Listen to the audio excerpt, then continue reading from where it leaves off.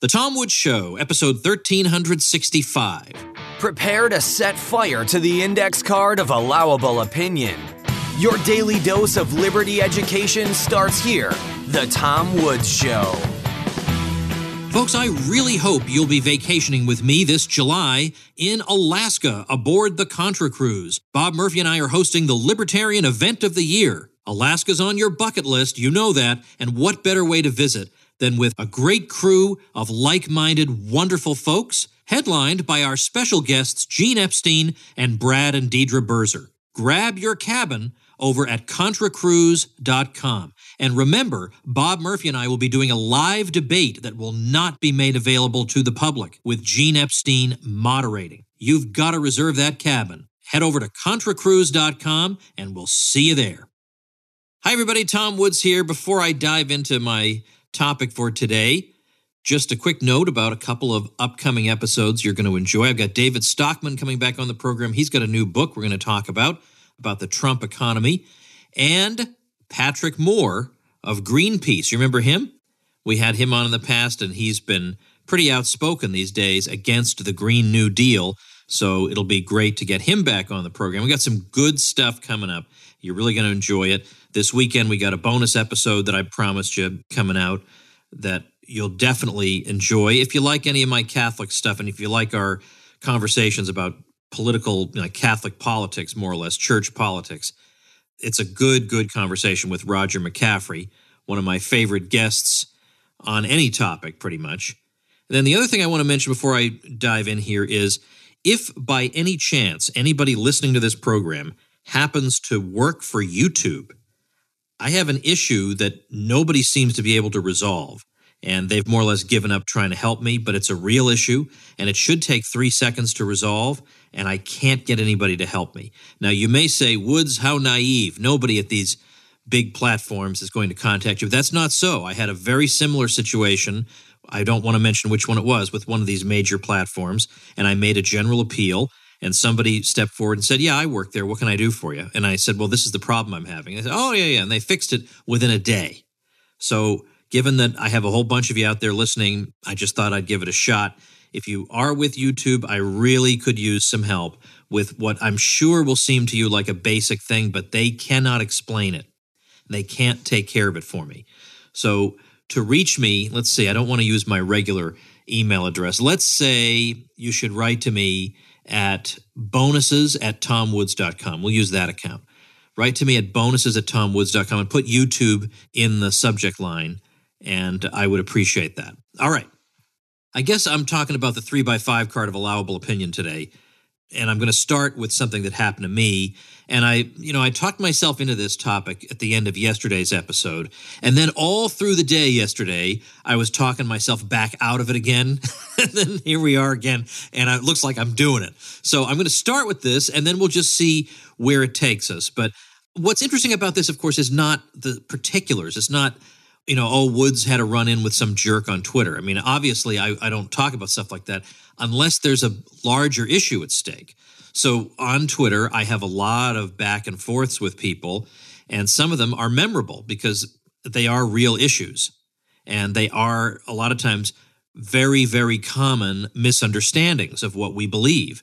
So it is useful, even though it's a silly forum, nevertheless, it is useful to take some of those tweets and make whole episodes out of them. And that also reminds me, of course, that you could be driving along and see 5 bumper stickers just in one car ride, each of which would require 3 paragraphs to refute.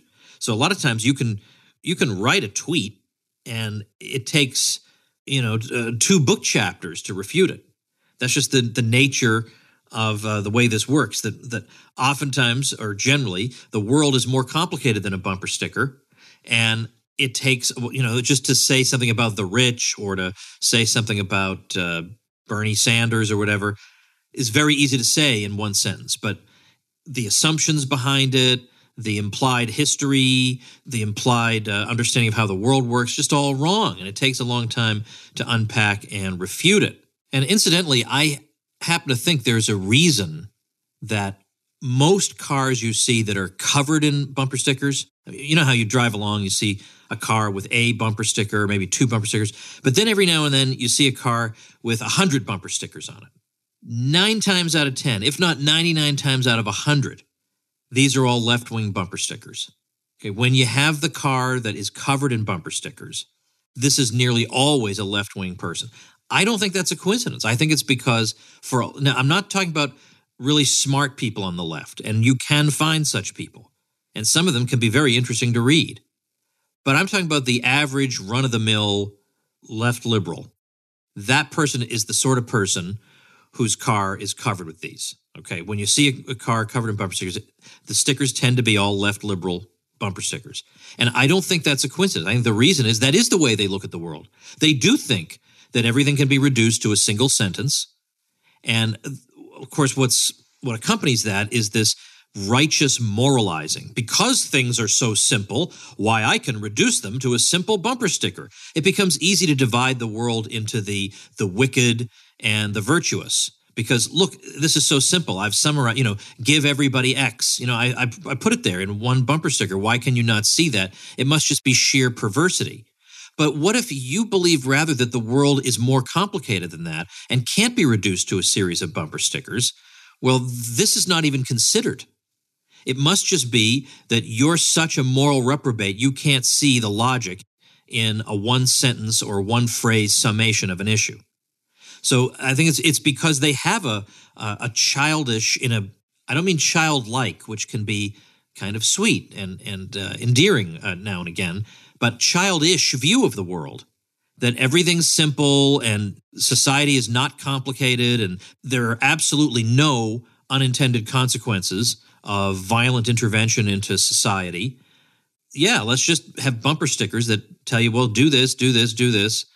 Oh, man. All right. I don't even know where the bumper sticker thing came in. Where did that come in? I don't even. Oh, yeah, because I was talking about Twitter. Because Twitter is like somewhat longer bumper stickers. But nevertheless, I could easily do an episode on a bumper sticker the same way I could do one on a tweet. Because as you know, you need to refute some of these misunderstandings that you see on bumper stickers and on Twitter. Well, anyway, my point is that I'm not just dwelling on, oh my goodness, my feelings were hurt by a tweet. My feelings don't get hurt by tweets. All right, so that's not what's going on here. But there is a larger issue at stake. Now, I hinted at this to you in the last episode, and then I did write a little bit about it in my email newsletter. What happened was, last week I spent several days in New York, and if you, not my fan page, but if you happen to be a Facebook friend of mine, well, I tend to check in when I go to places in New York. So I checked in at The Ferryman, which is such a stunning Broadway play. Absolutely stunning. I think they're running it only through July 7th of this year. If you have any chance of seeing that thing, you owe it to yourself. You are going to be spellbound by that thing. It is absolutely amazing. It takes place in Northern Ireland in 1981, and there's some politics involved, but nothing that's going to make you roll your eyes. It's not like they're going to be lecturing you really all that much about, they're not going to be talking about, should we increase this subsidy to that group? It's nothing like that. It is amazing. So anyway, I checked in there, had a couple of meals with Michael Malice, checked in there. So I was in New York having a good old time, which I do once in a while. Just it's a fun place for me to get away, and I know a lot of people, and I am a big theater buff, and it's just like, I'm like a kid in a candy store when I'm there. So I went up there, and apparently, well, this was right around the time that the terrible shootings in New Zealand took place, those mosque shootings. Well, I got taken to task because apparently the episode that came out I guess it must have been the next day, the episode of my show that came out the next day was the one with Frank Karsten called The Discrimination Myth. And boy, was I lectured to on Twitter by one of these humorless automatons who writes this. And I'm going to try not to read this in one of my voices, because when I'm contemptuous of someone, I tend to do voices, so I'm going to try not to. But anyway, he said this. I'm not going to tell you who it is because the guy doesn't matter. He says, nothing better illustrates the two sides of libertarianism more than these two podcasts released today. the day after horrible racist violence that killed at least 49 innocent people. Well, gee, somebody must have been really insensitive. Let's get to the bottom of this. Now, when he says 2 podcasts, he means 2 podcast episodes. My podcast is The Tom Woods Show. My podcast episode would be this one, number 1365. But anyway, it doesn't matter. I won't be pedantic about this. So the first one, I don't even know the name of the podcast, but the episode, the first one, the good and virtuous one that was released the day after the mosque shootings, was called Liberty and the African American Experience, parentheses, with Jonathan Blanks. And the description of that episode runs, and he ran this as a graphic, to pit it against the wicked person who released a podcast the next day after the shootings. The description: Jonathan Blanks returns to discuss how versions of liberty were promoted by Martin Luther King Jr. and Malcolm X during the Civil Rights Movement. Well, if you have a good memory, by the way, you will recall that Brian McClanahan and I had a little fun with old Jonathan Blanks back on episode 1332, where we critiqued his article about secession and the illegality of it, allegedly, and all that. And boy, was he beaten and bloodied by the end of that episode. So that's the guy who's being cheered, Jonathan Blanks. Now, who, dear listener, who do you suppose released that bad episode, that bad, insensitive episode, the episode you should never consider releasing the day after a mass shooting? Why, yes, it was your host here, the wicked Tom Woods, who released the episode The Discrimination Myth with Frank Karsten on that day. Description: Frank Karsten returns to discuss myths of discrimination that virtually everyone believes and which tend to empower the state. Well, no dispute there, right? Most people do believe these myths about discrimination, and you better believe they empower the state. That's why they're there. The point of these myths is precisely to get the state to intervene in particular ways. That's why the myths exist, is for that exact reason. Well, apparently, I am not allowed to release that episode the day after a mosque shooting. Now, if you can make any sense of that, I would love to hear what you think the connection is. So somebody goes into a mosque and shoots people, and I'm not allowed to say that the gender pay gap is actually not caused by discrimination. I mean, is it obvious to you what the connection between those things would be? Because it's not obvious to me. I don't even get it. I mean, if I'm supposed to, that's just how insensitive Woods is. I don't even understand what I'm alleged to have done, okay? I mean, sometimes at least I get what they say I'm doing. I did this, I said that, I defended this guy, I recommended that book, all these forbidden things I do, right? Over here recommending books I shouldn't recommend, things like that. Or I had so-and-so on the show. Oh my gosh, he talked to so-and-so. I mean, oh my gosh, these people, it must be exhausting being these people. Just the world outrages you every 3 seconds. I mean, I just could not imagine being one of these people. Anyway, I don't even get what I did. What did I do? So apparently, after a mosque shooting, I'm going to write this down and make sure I don't make this mistake again. After a mosque shooting, you can't discuss whether discrimination is the primary cause of disparate outcomes. So educational outcomes, job opportunities, income results. Apparently, you can't talk about that after a mosque shooting because you're almost apparently endorsing mosque shootings if you say that other reasons account for why different groups have different results. Okay. Now, let's point out this has been Thomas Sowell's thesis throughout his entire career. He's written book after book after book explaining precisely this thesis. He'll take 2 groups in America and he'll say one group is on average 25 years older than the other group. So that first group, even if absolutely everything were held equal, that group's going to be wealthier and going to have, on average, going to have a higher net worth because they have more experience and they've been on this earth longer. Just that. Or he'll say, look at the difference between Japanese Americans and Mexican Americans when we look at women age 18. He says now 10% of Japanese Americans are married by that age. 50% of Mexican American women are married by that age. So that alone, leave everything else equal. That alone is going to affect their life choices, their career choices, their incomes. So that has nothing to do with discrimination. There's no discriminatory board that orders Mexican women to marry at a certain age. This is just what they want to do. So his point is, the world is so full of factors that account for all different types of differences between people that just simplistically to point and scream discrimination is something that a really, really dumb guy does. And it also makes society, it harms society by creating mistrust where there shouldn't be any, by making it appear that sinister forces are at work when actually, given all these other competing factors, it would be absurd to the point of extreme low IQism to expect there to be absolutely equal outcomes. And he and Walter Williams together have talked about the extent to which private discrimination can account for these sorts of differences. Now, I'll link to my episode with Walter Williams in which we talked about that precise question, because he wrote a book, I believe, called Race and Economics, How Much Can Discrimination Explain? I think it was something like that. And we talked about that here on the show, so I'll link to that. So that's the thesis. Now, are we to believe that Sowell and Williams were, okay, sure, they weren't mosque shooters, but, their argument kind of leads into mosque shootings, or their argument is not, it's kind of reprehensible scholarship, so it really ought to be not discussed after a mosque shooting. Now, again, I'm sorry that the episode makes no sense, because there obviously is no connection between Sowell and Williams and mosque shootings. I get that. It's not my fault, though.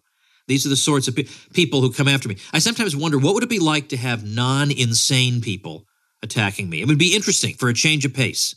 I have not been vouchsafed that particular blessing in my lifetime. Now, let me pause here for a couple of outside details. The same day as I guess it was also the day after the shootings, I sent out an email to my list. It had nothing to do with the shootings, but the subject line was about people who destroyed Libya, which is, majority Islamic. And then the text of the email was about the terrible human toll that the so-called war on terror has taken. Now, no mention of that, of course, because I have a funny feeling this critic, if you can believe this, may not subscribe to my newsletter.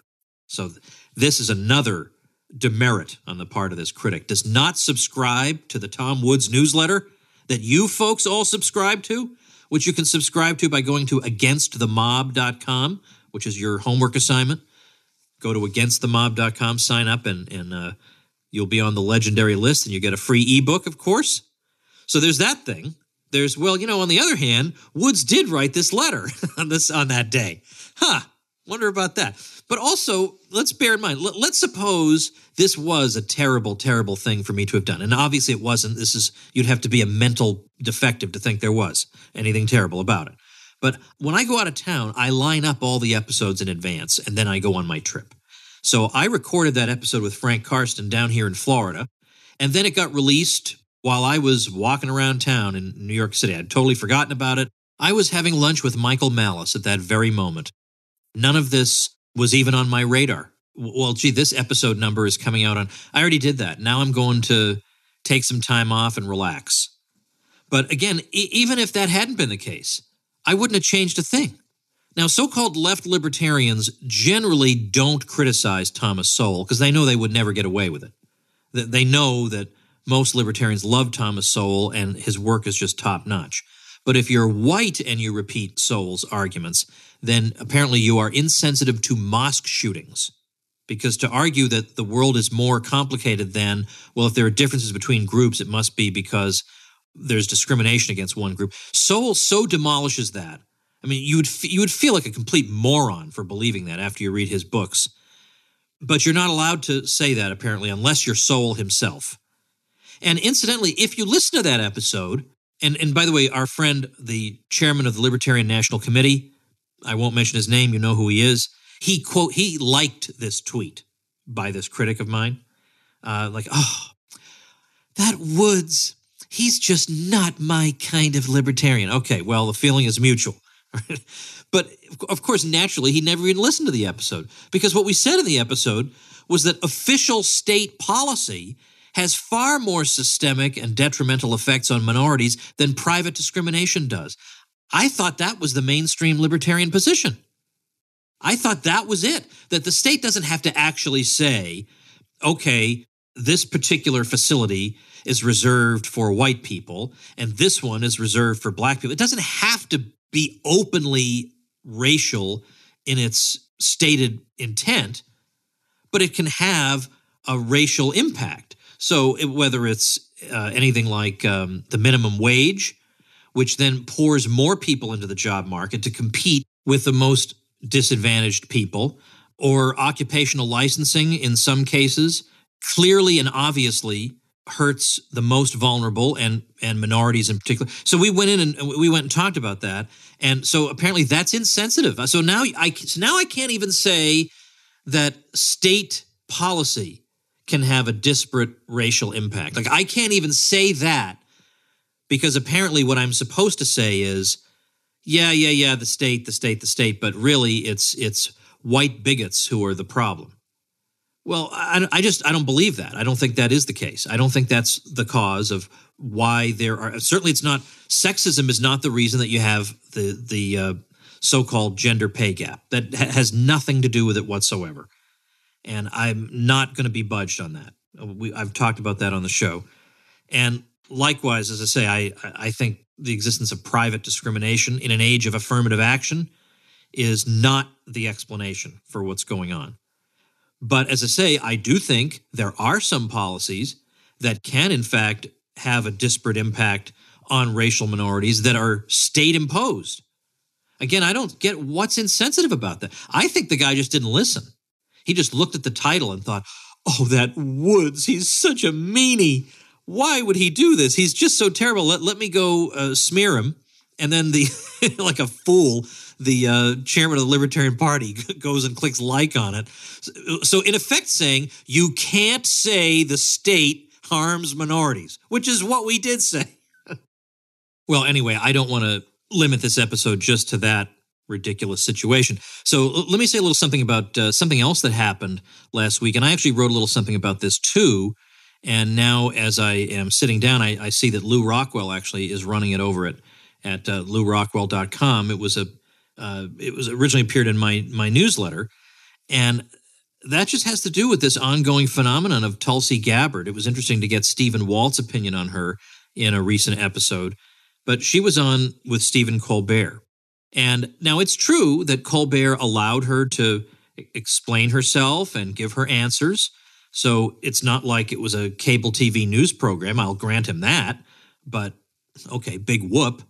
What I thought was significant about the interview was, and this is exactly what Caitlin Johnstone correctly pointed out about it, was the tone was all different. The vibe was all different from the type of interview you would have seen if Tulsi had been an approved Democrat, basically a Democrat who is more or less on board with the empire, or at the very least doesn't really make the empire a particularly driving issue. But for Tulsi, this is a key thing, is that the U.S. should not be intervening all over the world, and it's been bad for all concerned. It's been bad for the world, it's been bad for us. And instead of the light humor and the friendly banter that would have ensued had she been any other Democratic candidate, instead we had basically a humorless interview. It was like Walter Cronkite was interviewing her or something. It was a humorless interview on a late-night so-called comedy show. And I thought that was significant. So I'm not saying that, he dismembered her on television, but I'm saying that it's quite clear that her views are not welcome. And this is just so interesting about what it says about a little bit about comedy, but a lot about the American establishment. And these comedians are very much part of that establishment. There are ideas that they think are okay and chic and fashionable, and they are the first ones to jump on board. But there are others that they sense are a little bit more radioactive, even though in principle as progressives, they're supposed to favor them. Well, I have a career to think about after all, and so they don't. And I would say the key one in that regard is the empire, is the foreign policy issue. So Tulsi gets on there, and here's what Colbert says to her. Now, he then goes on to say, hey, David Duke is supporting you. What do you think about that? Okay, it's just, there's no way that that's happening to any other candidate. Just no way. And yeah, it's possible that some bad people support occasionally the right thing for the wrong reasons. You could probably think of millions of cases of that, where bad people favor the right thing for the wrong reason. Anyway, let me get back to what Colbert says. He says, if we are not, and he means if we're not engaged in the world, nature abhors a vacuum. And if we're not involved in international conflicts or trying to quell international conflicts, certainly the Russians and the Chinese will fill that vacuum. And we will step away from the world stage in a significant way that, let's see, that's kind of a weird way of phrasing it. He says, and we will step away from the world stage in a significant way that might destabilize the world, because the United States, however flawed, is a force for good in the world, in my opinion. Well, that kind of way of looking at the world is what we could hear from Joe Lieberman or John McCain. I suppose we wouldn't hear that from him anymore, would we? Or Dick Cheney or Bill Kristol, or any of these people could have said that. John Kerry. I mean, they all think the same way within certain boundaries. So basically, that's what he gives her, is that. And she handled herself well, but she didn't get the kind of treatment you would think somebody would get who holds her views. You would not have thought that suddenly it would come to this, that now pretty much, just as it's been exposed as obviously the worst, least successful, most expensive failure of the federal government, that's when everybody's going to close ranks around it. That's when everybody's going to say, well, this thing has really been going gangbusters. We really got to keep on with this foreign policy, when it's been a catastrophe. Stephen Walt has a chapter in his book, The Hell of Good Intentions, where he just reviews the foreign policy disasters of Clinton, Bush, and Obama. And so here we have them we're at the absolute nadir of foreign policy right now. And that's when Colbert is going to say, well, we can't fold up now. So then Caitlin Johnstone, who's a writer on the left, but when she's right, as I've said before, she is so right. And she says that this is just one of the worst, or the worst interview she's seen Colbert give, just such an establishment shill kind of interview. She says, surpassing even the time he corrected his own audience when they cheered at James Comey's firing to explain to them that Comey is a good guy now and they're meant to like him. Colbert's show is blatant propaganda for human livestock, and the fact that this is what American quote-unquote comedy shows look like now is nauseating. I thought it was interesting that right around this same time, Jay Leno gave an interview in which he lamented the descent into politics of late-night comedy. He said that he and Johnny Carson always held that you just don't do that. That's not what people want.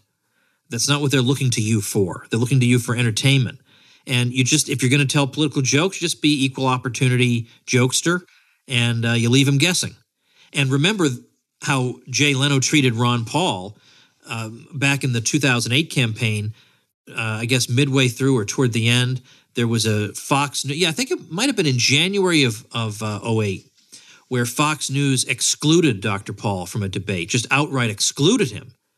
And Jay Leno thought this was unfair, so he flew Dr. Paul out to Los Angeles, which is where they recorded the show at the time, and had him on. And it was very friendly, and he was polite and respectful, and he realized Dr. Paul has a huge audience, and it was very, very pleasant. So it's just that, that just seems impossible to imagine these days. Remember when David Letterman had Rand Paul on, and it was just like Colbert with Tulsi Gabbard. There was no warmth, no humor, no banter. It was just, I'm going to hector you. Even though, wouldn't it have made an interesting interview to say, Rand Paul, you're a Republican, but on some issues, you really cross the aisle. And I find that fascinating, that you're not a cookie cutter sort of, wouldn't that have been at least interesting? No. Instead, it was, Letterman was taking bold positions like teachers should be paid more. Oh my gosh, are we to be spared nothing? So getting back just for a moment to the Libertarian Party situation, you've heard me say this before, but I just can't help repeating it. What astonishes me so much about people, who are critical of me, voices within the Libertarian Party who are critical of me. Here I am. I want to support radical candidates, and I want to take radical libertarian positions. Now, they want to criticize me as some right-wing fuddy-duddy. But yet, when I look at the people they want to support boring stuffed shirts who want to, well, we'll slightly legalize this one thing here, but we certainly can't legalize that. Isn't that the kind of candidate I should be expected to support, being the right-wing fuddy-duddy who wants to ruin everybody's fun? Isn't that the sort of person I'm supposed to support? But these are the sorts of people those people are drawn to. Those are the ones that Woods, man, we can't have somebody like that over here. We need real libertarianism. And so for real libertarianism, they go to boring, fall asleep listening to them Republican governors. Boring. So it's just amazing. I'm supposed to be the boring one, right? I'm the boring one. I'm the guy with the car that fits 7 people because I have all these kids. I'm the one who does nerdy things all day long, right? I'm the nerd, the goody two-shoes. I'm every one of those things. I should be supporting the stuffed shirt. I'm endorsing the radicals out there. And moreover, these are people who, they're probably more or less anti-war. But if they have a candidate who just doesn't really care or hasn't been that good on that issue in the past, that's never a deal breaker for them. Now, I'm tainted forever because, Woods wrote something 25 years ago, whatever the heck it is, who but these people actually supported an obviously stupid, the stupidest war in American history. Like Bill Weld supported the stupidest war in American history, the war in Iraq. And they say, oh, but he admits that was a mistake now. Okay, for some reason that works for Weld, but never for Woods, ever. Right? I can't say, well, look, I was a paleocon in those days, and I was even critical of capitalism in the 1990s. Nobody ever bothers me for that for some reason. I wonder why. So, these are the same people in the Libertarian Party who there's a Libertarian Socialist Caucus. Never do they challenge a single one of those people to a debate. Never. But yeah, this is never a deal breaker for some reason. It's never a deal breaker. If you were like a Walter Jones, that would be one thing. Because that guy changed his mind, Congressman Walter Jones, the late Congressman Walter Jones, changed his mind on war and then became just a one-man anti-war machine. He opposed every single intervention. He favored withdrawing troops from as many places as possible. He spoke out against war propagandists in his own party. He wrote 12,000 letters to the families of servicemen who perished. He could not have been more heroic. Yeah, that was a changed man. But some guy who says, I guess that was a mistake. Oh, well, Woods, he said it was a mistake. Oh, okay. Well, who am I? And so what I've said is, imagine instead of bombing Baghdad, the U.S. government had bombed Chicago, and Bill Weld had supported bombing Chicago. And then years later, at a time when everybody admitted that bombing Chicago had been a bad idea, he comes along and says, well, yeah, that was a mistake. Really? Are you telling me these people would say, well, look, Woods, he said bombing Chicago was a mistake. What do you want from the guy? Perfection? They wouldn't say that, would they? They'd say, you know what, I think we're going to need a little bit more than that. We're going to need a little bit more. Huh. So why is that? Why is it that, and I remind you, by the way, these are the same people who are upset that I released an episode on discrimination at the wrong time. These are because they're so racially sensitive, these people. So deeply racially sensitive. But look at this situation. The guy wants to bomb Baghdad, and they turn around and say, hey, nobody's perfect, right? But if he had wanted to bomb Chicago, well, they would never, ever let that go. I would hope, right? So what's the difference? So basically, he bombs a majority white population. Looks like that would really be a sticking point. But if he goes and bombs one of these Middle Eastern countries that they can't find on the map, then, hey, nobody's perfect. And these are the people who are going to lecture me on their moral purity. Oh, man, oh, man, oh, man. Libertarianism is not about alternate lifestyles or living in any weirdo way that you want or whatever. We're not going to bother you, but that's not what we are. We're about property rights and what flows from property rights. That's what we're about. Non-aggression and property rights. And these two concepts are entwined. That's it. That's libertarianism.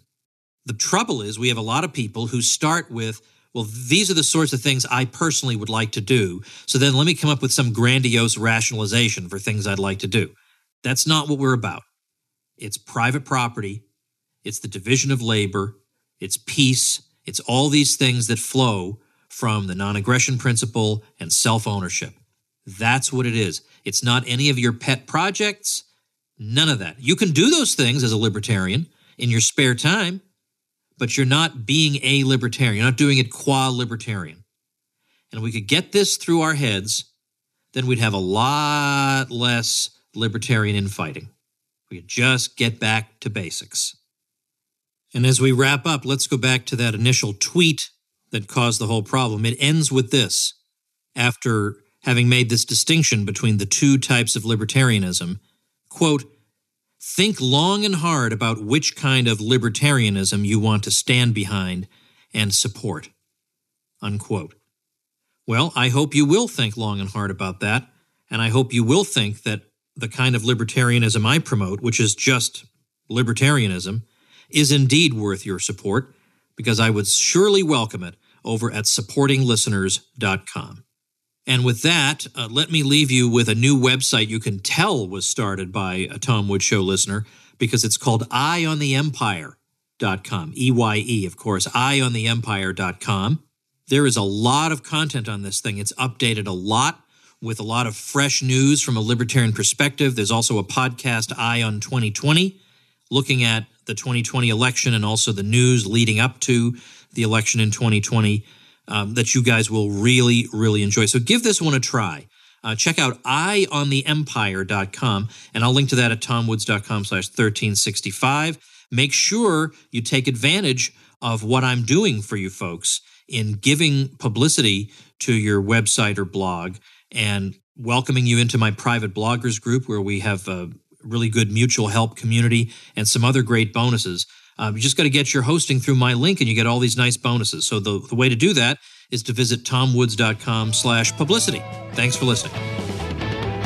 Become a smarter libertarian in just 30 minutes a day. Visit tomwoods.com to subscribe to the show for free, and we'll see you next time.